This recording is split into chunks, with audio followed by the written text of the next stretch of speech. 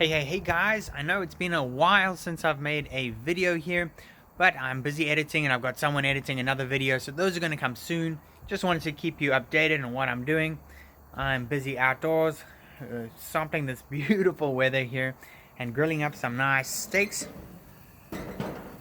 I've got these two beautiful steaks. Now these are grass-fed, hormone-free, antibiotic-free, locally raised and sustainably sourced beef sirloin steaks I have here.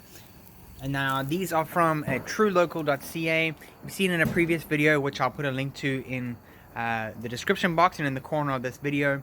I do have a discount code for you guys, so if you want to get hooked up with Trulocal.ca with that great sustainably sourced local antibiotic free meat, take a look at that. Details will be in the description box. It's only for Canada currently, so for you Canadians, this one's for you. Otherwise, a couple new videos I've got are going to be coming out soon. I'm hoping to get one out this weekend, so look forward to that.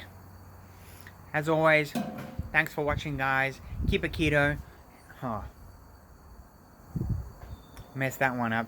Well, thanks for watching, and of course, keep it keto.